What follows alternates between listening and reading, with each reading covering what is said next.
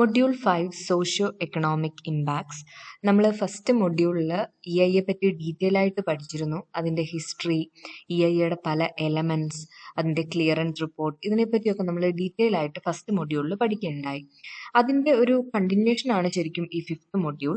അപ്പോൾ ഇതിനകത്ത് നമ്മൾ കൂടുതലും നോക്കുന്നത് സോഷ്യോ എക്കണോമിക് ഇമ്പാക്ട്സ് എന്ന് പറഞ്ഞാൽ എന്ത്, ഓരോ ഇമ്പാക്ട്സിനെയും അസസ് ചെയ്യാനുള്ള മെത്തേഡോളജീസ് എന്തൊക്കെയാണ്, ഇതൊക്കെയാണ് നമ്മൾ ഈ ഫിഫ്ത്ത് മൊഡ്യൂളിൽ മെയിനായിട്ട് പഠിക്കുന്നത്. അപ്പോൾ അതൊക്കെ പഠിക്കുന്നതിന് മുമ്പ് ആദ്യം തന്നെ എന്താണ് സോഷ്യോ എക്കണോമിക് ഇമ്പാക്ട്സ് എന്ന് അറിഞ്ഞിരിക്കണം. അപ്പോൾ സോഷ്യോ എക്കണോമിക് ഇമ്പാക്ട്സ് എന്ന് പറയുന്നത് ഒരു പ്രോജക്റ്റ് കാരണമോ അല്ലെങ്കിൽ പുതിയതായിട്ട് വരുന്ന ഒരു പ്രോഗ്രാം കാരണമോ ഒരു പോളിസി കാരണം ഇത് എങ്ങനെ ഹ്യൂമൻ വാല്യൂസിനെയും കൾച്ചറിനെയും അതേപോലെ നമ്മുടെ ലിവിങ് സ്റ്റാൻഡേർഡ്സിനെയും ഇൻഫ്ലുവൻസ് ചെയ്യുന്നു, അതിനെയാണ് നമ്മൾ സോഷ്യോ എക്കണോമിക് ഇമ്പാക്ട്സ് എന്ന് പറയുന്നത്. അപ്പോൾ നമ്മൾ ഫോർത്ത് മൊഡ്യൂളിൽ പഠിച്ച പോലെ ഒരുപാട് ടൈപ്സ് ഓഫ് ഇമ്പാക്ട്സ് ഉണ്ട്, സ്കെയിൽസ് ഓഫ് ഇമ്പാക്റ്റ് ഉണ്ട്. അപ്പോൾ ചിലപ്പോഴൊക്കെ ഈ സോഷ്യോ എക്കണോമിക് ഇപ്പോൾ ഒരു പ്രോജക്റ്റ് കാരണം ഉണ്ടാകുന്ന impacts it can be positive, sometimes it can B negative. അതേപോലെ ഇൻഫ്ലുവൻസ് ചെയ്യുന്ന രീതി നോക്കിയാൽ it can B long term അല്ലെങ്കിൽ ഷോർട്ട് ടേം ഇമ്പാക്ട്സ് ആവാം. ഇപ്പോൾ തന്നെ ഫോർ എക്സാമ്പിൾ ഏതെങ്കിലും ഒരു ഇൻസ്റ്റിറ്റ്യൂഷൻ ഒരു ലാർജ് ഇൻവെസ്റ്റ്മെൻറ്റ് പ്രോജക്റ്റ് അണ്ടർടേക്ക് ചെയ്യുകയാണെന്ന് ഇരിക്കുക. ഓക്കെ, ഫോർ എക്സാമ്പിൾ ഒരു എയർപോർട്ട് അല്ലെങ്കിൽ ഹൈവേ, ഒരു water resource project, may be ഒരു ഡാമോ റിസർവെയർ കനാൽ, അങ്ങനെ എന്തെങ്കിലും ഒരു വർക്ക് ഏറ്റെടുക്കുകയാണെന്നുണ്ടെങ്കിൽ that can cause primary impact കൂടാതെ സെക്കൻഡറി ഇമ്പാക്ട്സും ഇത് കാരണം ഉണ്ടാവുന്നുണ്ട്. അപ്പോൾ അതൊക്കെ നമ്മുടെ ആ ഒരു ഈ സോഷ്യോ എക്കണോമിക് ആക്ടിവിറ്റീസിനെ ചേഞ്ച് ചെയ്യുന്ന ഫാക്ടേഴ്സ് ആണ്. അപ്പോൾ തീർച്ചയായിട്ടും ഈ ചേഞ്ചസ് ഒക്കെ തന്നെയും നമ്മുടെ എക്സിസ്റ്റിംഗ് ആയിട്ടുള്ള കമ്മ്യൂണിറ്റിയെ, അതിൻ്റെ ഫെസിലിറ്റീസിനെയും ആക്ടിവിറ്റീസിനെയും ഒക്കെ തന്നെ ബാധിക്കുകയും അത് മറ്റൊരു നമ്മൾ കാണപ്പെടുന്ന ഒരു നാച്ചുറൽ കണ്ടീഷൻസ് ഒക്കെ മാറി മറിഞ്ഞ് മറ്റൊരു രീതിയിൽ ആയി മാറുകയും ചെയ്യുന്നു. നമ്മൾ നേരത്തെ തന്നെ പ്രൈമറി ഇമ്പാക്ട്, സെക്കൻഡറി ഇമ്പാക്റ്റിനെ പറ്റി പഠിച്ചിട്ടുണ്ട്. പ്രൈമറി പെട്ടെന്ന് ഉണ്ടാവുന്ന ഒരു മാറ്റമാണ് അല്ലേ. സെക്കൻഡറി എന്ന് പറയുമ്പോൾ ഗ്രാജ്വലി അത് ഓരോ കാരണങ്ങൾ കൊണ്ട് മാറി മറിഞ്ഞു വരുന്ന ഇമ്പാക്ട്സ് ആണ്. അപ്പം തീർച്ചയായിട്ടും സെക്കൻഡറി ഇമ്പാക്റ്റിന് വലിയ ഒരു ആഴത്തിൽ നല്ലൊരു എഫക്റ്റ് തന്നെ ഉണ്ടാക്കിയെടുക്കാനായിട്ട് സാധിക്കും. ഇപ്പോൾ ഒരു സോഷ്യോ എക്കണോമിക് ഇമ്പാക്റ്റിന് അല്ലെങ്കിൽ ചേഞ്ചിന് ഒരു എക്സാമ്പിൾ എന്ന് പറയുമ്പോൾ, ഇപ്പം സപ്പോസ് എന്തെങ്കിലും ഒരു പ്രോജക്റ്റ് എടുക്കുക. സപ്പോസ് ഒരു ഡാം പ്രോജക്റ്റ് എടുത്തെന്ന് വിചാരിക്കുക. അപ്പോൾ ഈ ഡാം കൺസ്ട്രക്ട് ചെയ്യാൻ ഉദ്ദേശിക്കുന്ന സ്ഥലത്ത് നിന്ന് ഒരുപാട് ആൾക്കാർ ഡിസ്പ്ലേസ് ചെയ്ത് മാറും അല്ലെ. പ്രോജക്റ്റ് ഏരിയയിൽ നിന്ന് ഡിസ്പ്ലേസ്മെന്റ് ഓഫ് അവിടെ ഓൾറെഡി താമസിച്ചിരുന്ന ആൾക്കാർ എങ്ങോട്ടെങ്കിലും മാറി താമസിക്കേണ്ടി വരും. അപ്പോൾ അത് കാരണം അവിടെ ആ പ്രോജക്റ്റ് ഏരിയയിൽ പെർമനൻ്റ് ആയിട്ട് താമസിച്ചുകൊണ്ടിരുന്ന ആ ആൾക്കാർ പോകുന്നത് കാരണം അവിടുത്തെ ആ പെർമനന്റ് പോപ്പുലേഷൻ ഉണ്ടാകുന്ന ഒരു reduction one of the impact ആണ്. That can be positive or negative. Okay, പിന്നെ ഇവിടുന്ന് ഡിസ്പ്ലേസ് ആയ ആൾക്കാർ വേറൊരിടത്തേക്ക് പോയി സെറ്റിൽ ആവുന്നു. അപ്പം ശരിക്കും പറഞ്ഞാൽ ഇവർ എവിടെ നിന്നാണോ മാറിപ്പോയത് ആ ഒരു ഏരിയയിലും ഒരുപാട് ചേഞ്ചസ് ഉണ്ടാവുന്നുണ്ട്. ഇവരെവിടെയാണോ റീസെറ്റിൽ ചെയ്യാനായിട്ട് ആഗ്രഹിക്കുന്നത് അവിടെ പോകുമ്പം അവരുടെ ആ സ്ഥലത്തിന് ചേരുന്ന economic cost, housing, water power, പിന്നെ പബ്ലിക് സർവീസസ് എല്ലാം തന്നെ അവർക്ക് അവിടെ വേണം അല്ലെ.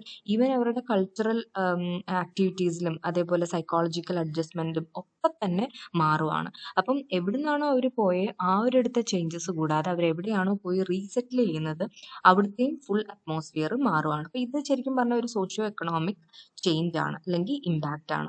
പിന്നെ ഇനിയിപ്പോൾ ഈ കൺസ്ട്രക്ഷൻ സ്റ്റേജിൽ തന്നെ നോക്കാം. ഈ പ്രോജക്റ്റിന്റെ ഇപ്പോൾ ഒരു ഡാമിന്റെ കൺസ്ട്രക്ഷൻ സ്റ്റേജ്, ആ ഒരു ലൊക്കാലിറ്റിയിലോട്ട് ടെമ്പററി ആയിട്ട് കുറച്ച് ആൾക്കാർ വന്ന് താമസിക്കും അല്ലെ. ഈ ഡാമിന്റെ കൺസ്ട്രക്ഷൻ നടക്കുന്ന സമയത്ത് ഫോർ എക്സാമ്പിൾ ലേബറേഴ്സും അവരുടെ ഫാമിലീസും എല്ലാം ഈ പ്രോജക്റ്റ് ഏരിയയിലോട്ട് വന്ന് താമസിക്കാനായിട്ട് തുടങ്ങും. അപ്പം ആ പ്രോജക്റ്റ് ഏരിയയിൽ ഇത്തരത്തിലുള്ള ആൾക്കാരെ അക്കോമഡേറ്റ് ചെയ്യാനുള്ള ഫെസിലിറ്റീസ് വേണം. അപ്പം അവർക്ക് എല്ലാ തരത്തിലുള്ള സർവീസസും അവരുടെ ലിവിങ്ങിന് ആവശ്യമായിട്ടുള്ള എല്ലാ ഫെസിലിറ്റീസും അവർക്ക് അവിടെ കൂടിയേ തീരത്തുള്ളൂ. അപ്പം പതുക്കെ ആ ഒരു ഏരിയയിൽ ടെമ്പററി ആയിട്ടുള്ള ചേഞ്ചസ്, ഈ ടെമ്പററി ആയിട്ടുള്ള ആൾക്കാർ കാരണം, പോപ്പുലേഷൻ കാരണം ഒരുപാട് ചേഞ്ചസ് ആ ഏരിയയിൽ വരാൻ തുടങ്ങും. അപ്പം അതും ഒരു സോഷ്യോ എക്കണോമിക് ചേഞ്ച് ആണ്. അപ്പൊ ഇങ്ങനെ ഉണ്ടാവുന്ന ചേഞ്ചസിനെയാണ് നമ്മൾ ഇവിടെ അസസ് ചെയ്യുന്നത്. സോഷ്യോ എക്കണോമിക് ഇമ്പാക്ട് അസസ്മെന്റ് അല്ലെങ്കിൽ SIA എന്നാണ് പറയുന്നത്. അപ്പോൾ ഈ സോഷ്യോ എക്കണോമിക് ഇമ്പാക്ട് അസസ് ചെയ്യാൻ വേണ്ടിയിട്ട് ഈ കൊടുത്തിരിക്കുന്ന ഇത്രയും ഫാക്ടേഴ്സ് നമ്മൾ ചെക്ക് ചെയ്യേണ്ടത് അത്യാവശ്യമാണ്. ഒന്ന്, ഡെമോഗ്രാഫിക് ഇമ്പാക്ട്സ്, അതായത് അവിടുത്തുള്ള ആൾക്കാർ ഷിഫ്റ്റ് ചെയ്ത് പോകുന്ന പോപ്പുലേഷൻ ഷിഫ്റ്റ് കാരണം അല്ലെങ്കിൽ ടെമ്പററി ആയിട്ടുള്ള കുറച്ച് ലേബർ ഫോഴ്സ് ഇങ്ങോട്ടേക്ക് വന്ന് താമസിക്കുന്നു, ഡിസ്പ്ലേസ് ചെയ്യുന്നു, റീലൊക്കേറ്റ് ചെയ്യുന്നു. സോ അത് കാരണം ഡെമോഗ്രാഫിക് ഉണ്ടാവുന്ന മാറ്റങ്ങൾ. പിന്നെ സോഷ്യോ എക്കണോമിക് ഇമ്പാക്ട്സ്, അതിനകത്ത് അവർക്ക് വേണ്ടുന്ന ഫെസിലിറ്റീസ്, എംപ്ലോയ്മെന്റ് റേറ്റ്സ്, അതിന്റെ പാറ്റേൺ എങ്ങനെയാണ് പോകുന്നത്, അതേപോലെ അവർക്ക് വേണ്ടുന്ന ലോക്കൽ ഗുഡ്സിന്റെ പ്രൈസസ്, ടാക്സ്, പ്രോപ്പർട്ടി വാല്യൂ, ഇതെല്ലാം തന്നെ സോഷ്യോ എക്കണോമിക് ഇമ്പാക്റ്റിനകത്ത് വരുന്നുണ്ട്. പിന്നീട് ഇൻസ്റ്റിറ്റ്യൂഷണൽ ഇമ്പാക്ട്സ്. അപ്പോൾ അവിടെ അവർ താമസിക്കുമ്പോൾ അവർക്ക് വേണ്ടുന്നതായിട്ടുള്ള ഗവൺമെന്റ് സപ്പോർട്ട്, ലൈക്ക് ഏരിയയുടെ മാറ്റങ്ങൾ, ഹൗസിങ്, അതേപോലെ സ്കൂൾസ് വേണം, ഹെൽത്ത് ആൻഡ് വെൽഫെയർ നോക്കി നടത്താനുള്ള ഫെസിലിറ്റീസ് വേണം. സോ ഇതെല്ലാം ഇൻസ്റ്റിറ്റ്യൂഷണൽ ഇമ്പാക്ട്സിനകത്ത് വരുന്നു. കൾച്ചറൽ ഇമ്പാക്റ്റ് എന്ന് പറയുമ്പോൾ കൂടുതലും നമ്മുടെ പാറ്റേൺ ഓഫ് ലൈഫ്, വർക്ക്, അതേപോലെ ഫാമിലിയുടെ സ്ട്രക്ചർ എല്ലാം തന്നെ മാറും അല്ലെ. ഇവിടുന്ന് പോകുന്ന ആൾക്കാരുടെയും അവിടുന്ന് ഇങ്ങോട്ട് വരുന്ന ആൾക്കാരുടെ എല്ലാം ടോട്ടൽ ആ ഒരു ലൈഫിന്റെ ഒരു സെറ്റപ്പ് മൊത്തത്തിൽ മാറിക്കിടക്കുകയാണ്. റിലിജിയൻ, ട്രൈബൽ ഫാക്ടേഴ്സ്, ഇതൊക്കെ ഇത് കാരണം ഈ സോഷ്യോ അല്ലെങ്കിൽ ഒരു പ്രോജക്റ്റ് വരുന്ന കാരണം ഉണ്ടാവുന്ന ചേഞ്ചസ് ആണ്. അപ്പം ഇത്രയും കാര്യങ്ങൾ. അതുകൂടാതെ ഒരെണ്ണം കൂടെ ഉണ്ട്, ജെൻഡർ ഇമ്പാക്ട്സ്. ഇപ്പം മേ ബി ഒരിടത്തോട്ട് പോകുമ്പം അവിടെ കുറച്ചും കൂടെ ഇപ്പം നമ്മൾ വിമന്റെ ഒരു റോള് നോക്കുകയാണെന്നുണ്ടെങ്കിൽ, വിമൻസ് റോൾ ഇൻ സൊസൈറ്റി, അതൊക്കെ ഒത്തിരിയും കൂടെ പ്രയോറിറ്റി കൊടുക്കുന്ന ഒരു ഏരിയയിലോട്ടായിരിക്കും പോകുന്നത്. അപ്പം അത് അവർക്കുള്ള ഒരു ഫെസിലിറ്റി, അവർക്കുള്ള എംപ്ലോയ്മെന്റ് ഓപ്പർച്യൂണിറ്റീസ്, അതും ഒക്കെ ചേഞ്ച് ആവുന്നുണ്ട് അല്ലെ. അപ്പം ഇത്രയും ഫാക്ടേഴ്സ് ആണ് നമ്മൾ ഈ സോഷ്യോ എക്കണോമിക് ഇമ്പാക്ട് അസസ് ചെയ്യുമ്പോൾ പ്രധാനമായിട്ടും നോക്കേണ്ട ഫാക്ടേഴ്സ്. ഇനി type of socio economic impacts ഏതൊക്കെയാണെന്ന് നോക്കാം.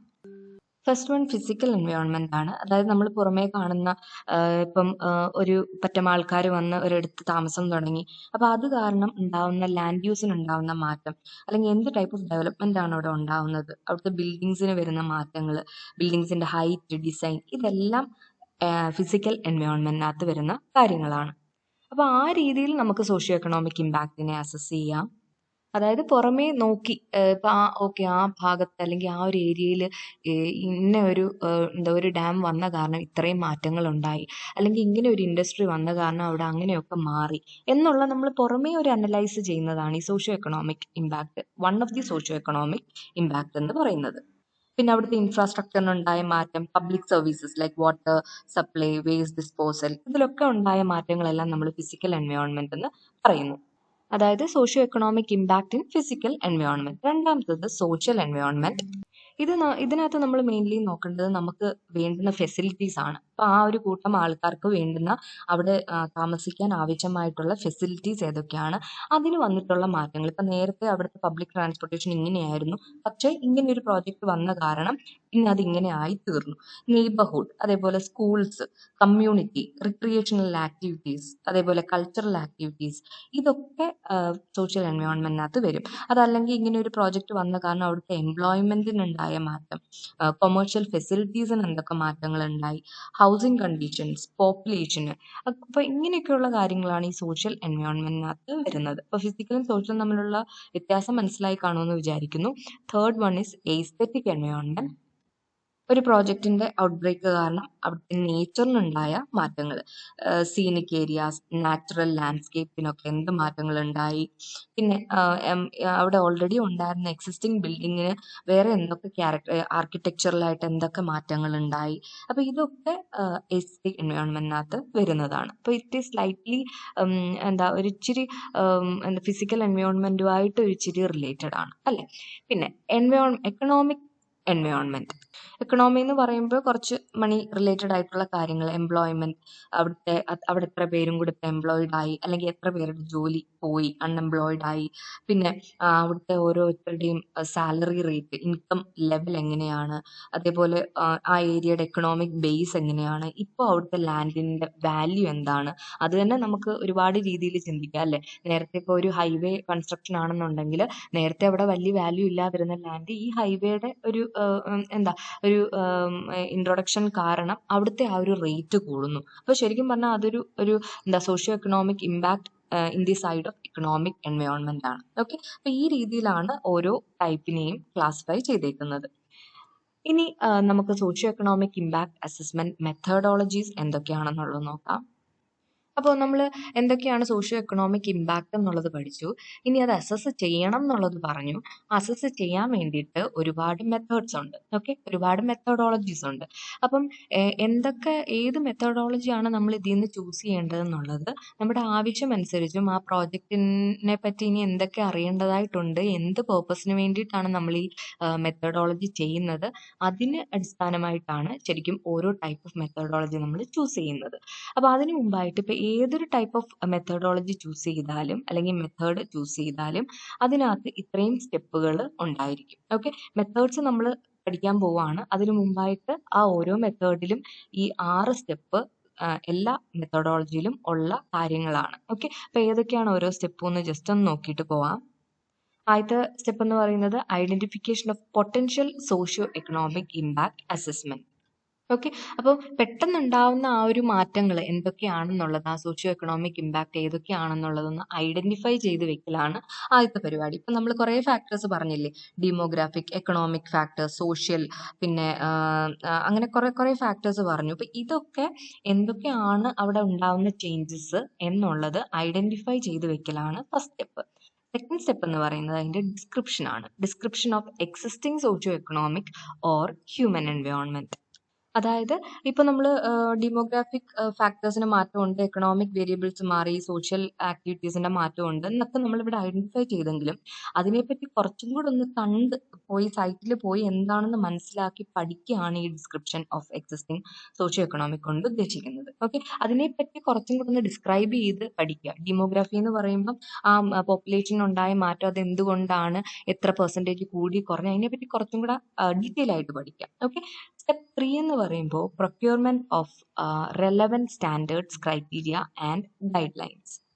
ഇതിനകത്ത് നമ്മൾ കുറേ റെലവൻ്റ് ആയിട്ടുള്ള ഡീറ്റെയിൽസ് കളക്ട് ചെയ്യുകയാണ്. അതായത് ഇപ്പം ഒരു പ്രോജക്റ്റ് സ്റ്റാർട്ട് ചെയ്യുന്ന കാരണം ഉണ്ടാവുന്ന പൊള്യൂട്ടൻസും അതിൽ നിന്ന് വരുന്ന എമിഷൻസും ഒക്കെ പബ്ലിക്കിനെ എങ്ങനെ അവരെ എങ്ങനെ ബാധിക്കുന്നു, അല്ലെങ്കിൽ എങ്ങനെയൊക്കെ അത് പീപ്പിളിനെ അഫക്റ്റ് ചെയ്യുന്നു, അവരുടെ ഹെൽത്ത്, അവരുടെ സോഷ്യോ എക്കണോമിക് വെൽഫെയർ, ഇതിനെയൊക്കെ എങ്ങനെ അത് മാറ്റുന്നു എന്നുള്ളതാണ് ഈ പ്രൊക്യൂർമെന്റ് ഓഫ് റെലവൻറ്റ് സ്റ്റാൻഡേർഡ്സ്. അപ്പം നമ്മൾ ഈവൻ നമ്മൾ ആ കഴിഞ്ഞ മൊഡ്യൂളിൽ 6th മൊഡ്യൂളിൽ സ്റ്റാൻഡേർഡ്സിനെ പറ്റി പഠിച്ചതാണ്. സോ ആ ലിമിറ്റ് ഒക്കെ കീപ്പ് ചെയ്യുന്നുണ്ടോ, അതിൻ്റെ ഗൈഡ് ലൈൻസ്, അതിൻ്റെ ക്രൈറ്റീരിയ എന്തൊക്കെ, അതിനെപ്പറ്റി ഡീറ്റെയിൽ ആയിട്ടാണ് ഈ ഒരു സ്റ്റെപ്പിനകത്ത് നോക്കുന്നത്. ഓക്കെ, കാരണം ഈ സ്റ്റാൻഡേർഡ്സ് ഒക്കെ അറിഞ്ഞിരുന്നെങ്കിൽ മാത്രമേ നമുക്ക് അത് വെച്ച് കമ്പയർ ചെയ്ത് എത്രത്തോളം ആൾക്കാരെ ഇത് ബാധിക്കുന്നു എന്നുള്ളത് അസസ് ചെയ്തെടുക്കാനായിട്ട് സാധിക്കത്തുള്ളൂ. സ്റ്റെപ്പ് 4ൽ prediction of socio economic impacts. ഇപ്പോൾ സോഷ്യോ എക്കണോമിക് ഇമ്പാക്ട് എന്തൊക്കെയാണെന്നുള്ളത് നമ്മൾ ജസ്റ്റ് ലിസ്റ്റ് ചെയ്ത് കഴിഞ്ഞു. ഇനി ഇതെന്ന് പറയുന്നത് അതിൻ്റെ പ്രഡിക്ഷൻ ആണ്. അതായത് പ്രോജക്റ്റ് ഉണ്ടായിരുന്നെങ്കിൽ അല്ലെങ്കിൽ പ്രോജക്റ്റ് അവിടെ ഇല്ലായിരുന്നെങ്കിൽ എങ്ങനെയായിരുന്നേനെ, അവിടുത്തെ സോഷ്യോ എക്കണോമിക് ഒരു ചേഞ്ചസ് ഒക്കെ എങ്ങനെയായിരുന്നേനെ. ഇപ്പം ഒരു 10 years കഴിഞ്ഞു കഴിഞ്ഞാൽ പ്രോജക്റ്റ് ഇല്ലായിരുന്നെങ്കിൽ ആ ഏരിയയിൽ എന്തൊക്കെ മാറ്റങ്ങൾ ഉണ്ടായേനെ. ഇനിയിപ്പം ഒരു 10 years കഴിഞ്ഞ് ആ പ്രോജക്റ്റിന്റെ ഇംപ്ലിമെന്റേഷൻ കഴിഞ്ഞ് ഒരു 10 വർഷം കഴിഞ്ഞിട്ട് എങ്ങനെ ആ ഒരു ലൊക്കാലിറ്റിയുടെ ആ ഒരു ചേഞ്ചസ് ഒക്കെ ഉണ്ടാവുമായിരുന്നേനെ. ഇതൊക്കെയാണ് ശരിക്കും പറഞ്ഞാൽ ഈ സ്റ്റെപ്പ് 4ൽ പ്രെഡിക്റ്റ് ചെയ്യുന്നത്. അപ്പോൾ ഈ സെയിം സ്റ്റേജസ് ഒക്കെയാണ് നമ്മൾ ശരിക്കും പറഞ്ഞാൽ EIA പഠിച്ചപ്പോൾ ആ എലമെന്റ്സിലൂടെ കടന്നു പോയതും ഇതേ സ്റ്റെപ്പ് തന്നെയാണ്.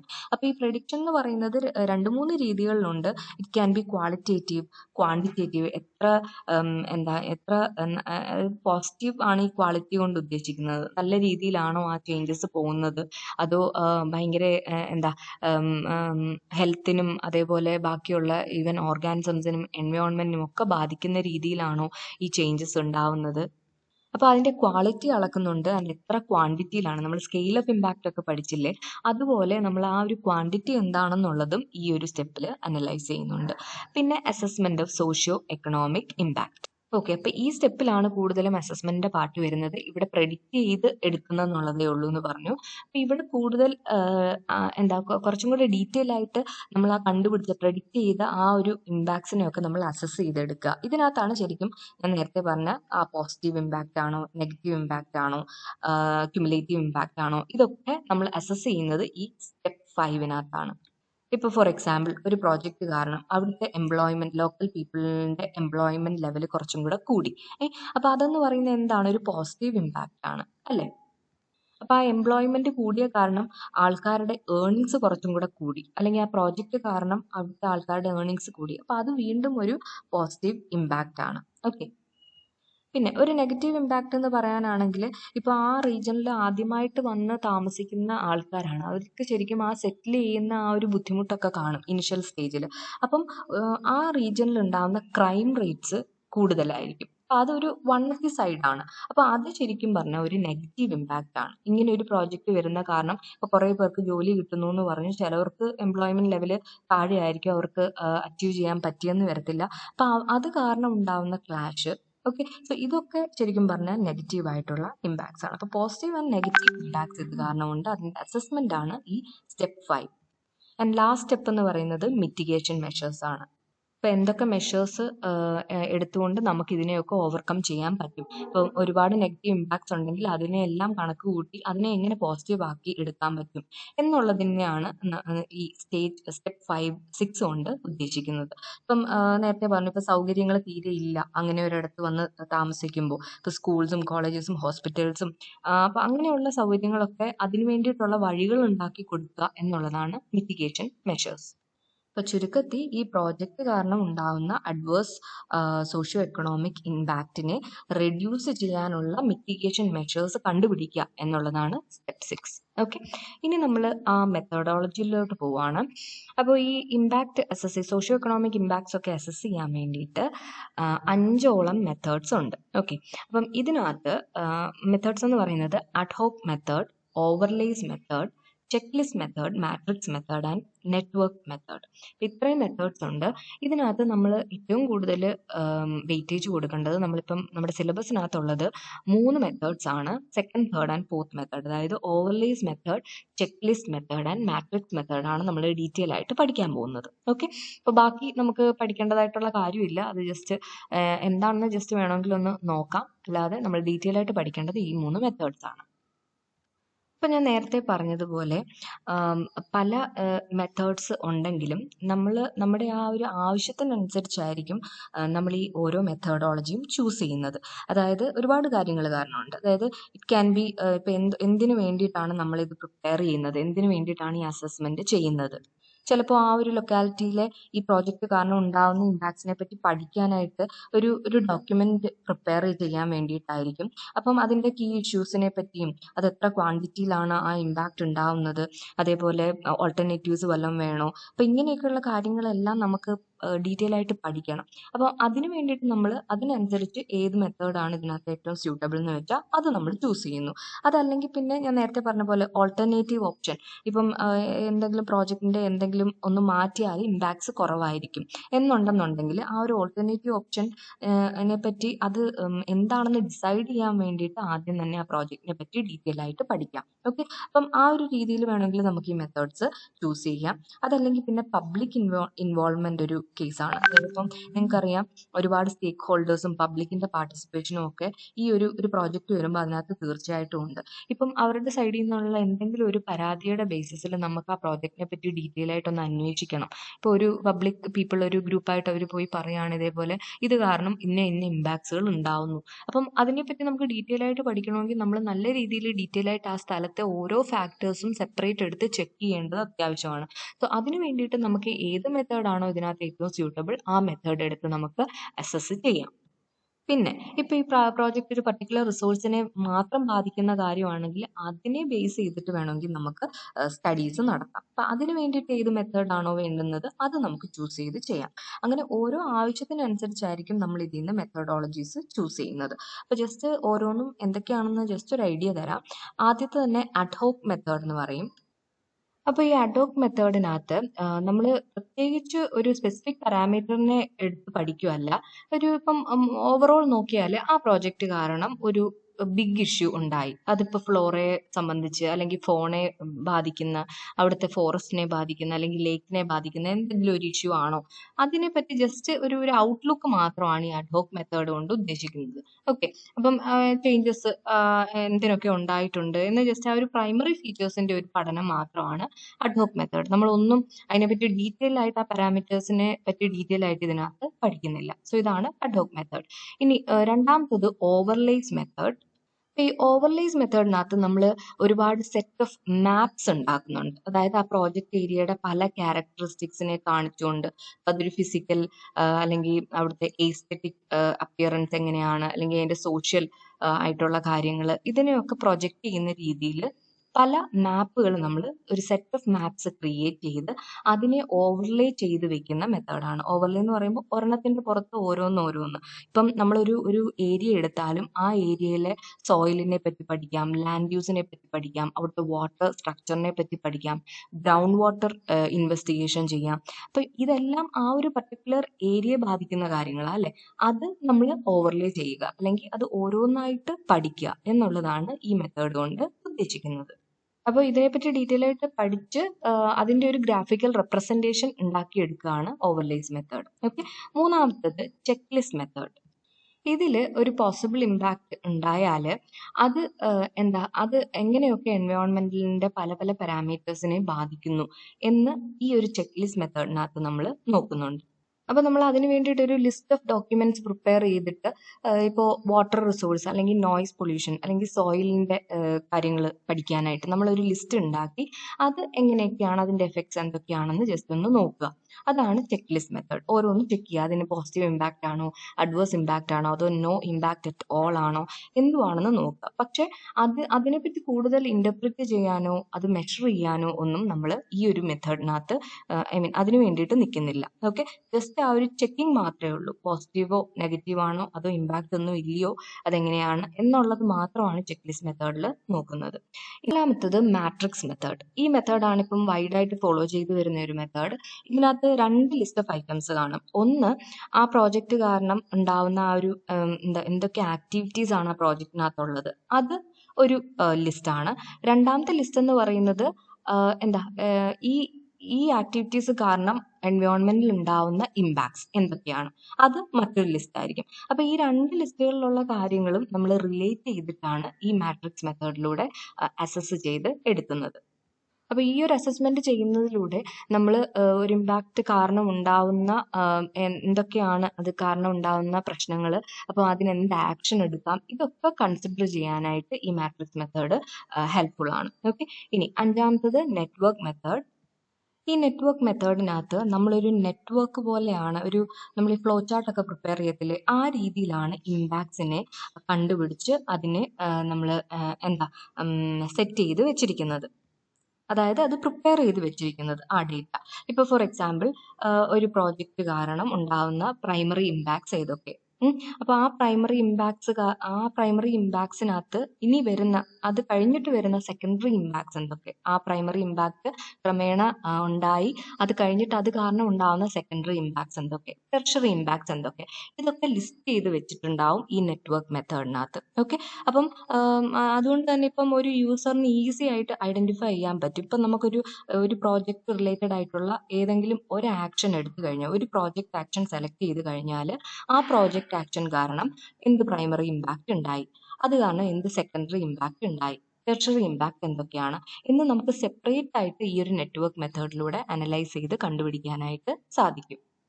ഇപ്പോൾ ഫോർ എക്സാമ്പിൾ ഈ പ്രോജക്റ്റ് കാരണം ഉണ്ടായ ഒരു പ്രൈമറി ഇമ്പാക്റ്റ് എന്ന് പറയുന്നത് ഈ റിമൂവൽ ഓഫ് ഹോംസ് ആണെന്നിരിക്കട്ടെ. ഓക്കെ. വീടുകളെല്ലാം അവിടുന്ന് റിമൂവ് ചെയ്യുക.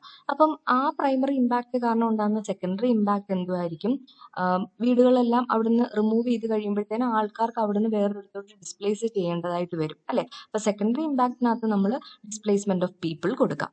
ഇനി ഇവർ ഡിസ്പ്ലേസ് ചെയ്യുന്ന കാരണം ഇവർക്കുണ്ടാവുന്ന ബുദ്ധിമുട്ടുകളാണ് ടെർഷറി ഇമ്പാക്ടിനകത്ത് വരുന്നത്. അതായത് ഇപ്പം അവർക്ക് റീലൊക്കേറ്റ് ചെയ്യാനായിട്ട് വേണ്ടുന്ന എക്സ്പെൻസസുകൾ അത് വളരെ ഹൈ ആയിരിക്കും.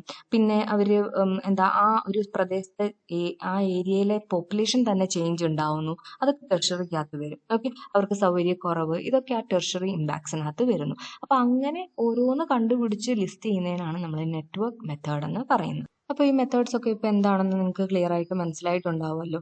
ഇനി അതിൻ്റെ എക്സാമ്പിൾസ് നമ്മൾ എങ്ങനെയാണ് ഈ അസസ്മെൻറ്റ് ചെയ്യുന്നത് അതിൻ്റെ ടാബ്ലോ കോളം കൂടെ ജസ്റ്റ് ഒന്ന് കാണിക്കാം. ഇപ്പോൾ ഇത് അഡ്ഹോക് മെത്തേഡിൻ്റെ ഇതിൻ്റെ ആവശ്യമില്ല, നമുക്ക് പഠിക്കാനില്ല, എങ്കിലും ജസ്റ്റ് ആ ഒരു സിമ്പിൾ മെത്തേഡ് എങ്ങനെയാണെന്ന് മനസ്സിലാക്കി കഴിഞ്ഞാൽ ബാക്കി ഇനി അങ്ങോട്ട് വരുന്നതൊക്കെ കുറച്ച് കോംപ്ലിക്കേറ്റഡ് ആയിട്ടുള്ള ടേബിൾസ് ആയിരിക്കും. അപ്പോൾ അത് നമുക്ക് പെട്ടെന്ന് മനസ്സിലാക്കാൻ വേണ്ടിയിട്ടാണ്. അപ്പോൾ ഈ അഡ്ഹോക് മെത്തേഡിനകത്ത് ഉപയോഗിച്ചിരിക്കുന്ന ഒരു ടേബിളാണിത്. ഇത് 3 രീതിയിൽ ചെയ്യുന്നുണ്ട്. അത് നമുക്ക് ഡീറ്റെയിൽ ആയിട്ട് വേണ്ട, ആ പേരുകൾ മാത്രം ഒന്ന് നോക്കാം. Opinion polls, experts opinion and Delphi methods. ഇപ്പോൾ ഒപ്പീനിയൻ പോൾസിനകത്ത് പലരുടെ ഒപ്പീനിയൻ ചോദിക്കുന്നത് പോലെയാണ് ക്വസ്റ്റൻ ആൻസർ സെഷൻ പോലെ, ഇങ്ങനെ ക്വസ്റ്റനെയർ പോലെ ചെയ്യുന്നു. പിന്നെ എക്സ്പേർട്സ് ഒപ്പീനിയൻ കുറച്ചും കൂടെ അതിനെപ്പറ്റി അറിവുള്ള ആൾക്കാരുടെ അടുത്ത് ഒപ്പീനിയൻസ് ചോദിച്ച് അത് വെച്ചിട്ട് നമ്മൾ അസസ് ചെയ്യുന്നു. അതേപോലെ ഈ ഡെൽഫി മെത്തേഡിനകത്ത് നമ്മൾ ശരിക്കും ഒരു പാനൽ ഓഫ് എക്സ്പേർട്സിൻ്റെ കയ്യിൽ ഈ നമ്മൾ ശേഖരിച്ച റിസൾട്ട്സും കാര്യങ്ങളും നമ്മൾ ക്വസ്റ്റനേഴ്സ് ഒക്കെ പ്രിപ്പയർ ചെയ്തല്ലോ, അതൊക്കെ കൊടുത്തിട്ട് അത് ഫോർകാസ്റ്റ് ചെയ്തിട്ട് ഉണ്ടാക്കുന്ന ഒരു പ്രിപ്പയർ ചെയ്യുന്ന ഡേറ്റയാണ് ഈ ഡെൽഫി മെത്തേഡിലൂടെ നമ്മൾ ചെയ്യുന്നത്. അപ്പോൾ ഒരു പാനൽ ഉണ്ടാവും, ആ പാനലിൻ്റെ അടുത്ത് മൾട്ടിപ്പിൾ റൗണ്ട്സ് ഓഫ് ക്വസ്റ്റ്യൻസ് ഒക്കെ ചോദിച്ച് ഫൈനലി ആ ഒരു ഉത്തരത്തിലേക്ക് എത്തുക എന്നുള്ളതാണ് ഡെൽഫി മെത്തേഡിൽ ചെയ്യുന്നത്. അപ്പോൾ ഈ ഒരു ടാബ്ലോ കോളം നിങ്ങൾ നോക്കി, ഞാൻ നേരത്തെ പറഞ്ഞു അഡ്ഹോക് മെത്തേഡിനകത്ത് വളരെ പ്രൈമറി ആയിട്ടുള്ള കാര്യങ്ങളാണ് പറഞ്ഞിട്ടുള്ളത്. ഇപ്പോൾ വൈൽഡ് ലൈഫ്, ഒരു എൻവയോൺമെൻറ്റൽ ഏരിയാസ് ഇവിടെ എഴുതിയിട്ടുണ്ട്, ഏതൊക്കെ കാര്യങ്ങളെയാണ് ഇമ്പാക്ട്സ് ബാധിക്കുന്നത് എന്നുള്ളത്. അതേപോലെ ഈ എൻവയോൺമെൻറ്റൽ ഇമ്പാക്റ്റിൻ്റെ എഫക്ട്സ് എങ്ങനെയൊക്കെ, നോ എഫക്ട്, പോസിറ്റീവ് ആണോ, നെഗറ്റീവ് ആണോ, ബെനിഫിഷ്യൽ ആണോ, അഡ്വേഴ്സ് ആണോ, സോ അങ്ങനെയുള്ളതാണ് എഴുതിയിരിക്കുന്നത്. ഇപ്പോൾ വൈൽഡ് ലൈഫിനകത്ത് എങ്ങനെ ബാധിക്കുന്നു എഫക്റ്റ്, അതൊരു നെഗറ്റീവ് എഫക്റ്റ് ആയിരിക്കും.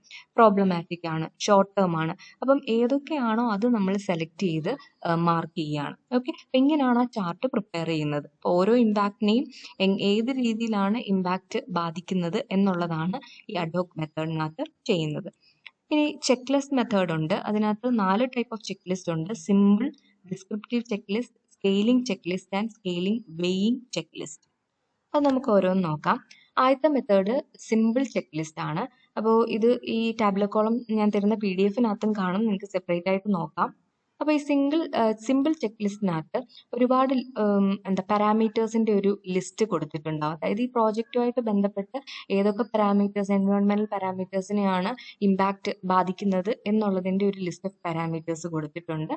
അത് വെച്ചിട്ട് നമ്മൾ ആ കൺസ്ട്രക്ഷൻ ഫേസിലും ഓപ്പറേഷൻ ഫേസിലും ഉള്ള ഇമ്പാക്ട്സ് എങ്ങനെയൊക്കെയാണ് എന്നുള്ളത് മാത്രം ഡീറ്റെയിൽസ് ശേഖരിച്ച് പോകുന്നു. ഓക്കെ, അഡ്വേഴ്സ് എഫക്റ്റ് ആണോ, എഫക്റ്റ് ഇല്ലയോ, അതോ ബെനിഫിഷ്യൽ പോസിറ്റീവ് ആയിട്ടുള്ള എഫക്റ്റ് ആണോ, അത് കൺസ്ട്രക്ഷൻ ഫേസിൽ. ഇനി അത് ഓപ്പറേറ്റ് ചെയ്യുമ്പോൾ, അത് കൺസ്ട്രക്ഷൻ ഒക്കെ കഴിഞ്ഞ് അതിൻ്റെ ഓപ്പറേറ്റിംഗ് ഫേസ് ആകുമ്പോഴത്തേന് എങ്ങനെ ആ ഇമ്പാക്റ്റ് ബാധിക്കുന്നു എന്നുള്ളത് ഓരോന്നും. അപ്പോൾ അത് ലാൻഡ് ട്രാൻസ്ഫോർമേഷൻ, അതേപോലെ land use, water resource, air quality, ഓരോന്നിനെയും എങ്ങനെ ബാധിക്കുന്നു എന്നുള്ളത് ജസ്റ്റ് നമ്മൾ പോസിറ്റീവ് ആണോ നെഗറ്റീവ് ആണോ ഇമ്പാക്റ്റ് ഇല്ലയോ എന്ന് മാത്രം നോട്ട് ചെയ്യുന്ന ഒരു സിമ്പിൾ ആയിട്ടുള്ള ചെക്ക് ലിസ്റ്റ് ആണ് ഇത്. ഓക്കെ, ഇനി രണ്ടാമത്തത് ഡിസ്ക്രിപ്റ്റീവ് ചെക്ക് ലിസ്റ്റ് ആണ്.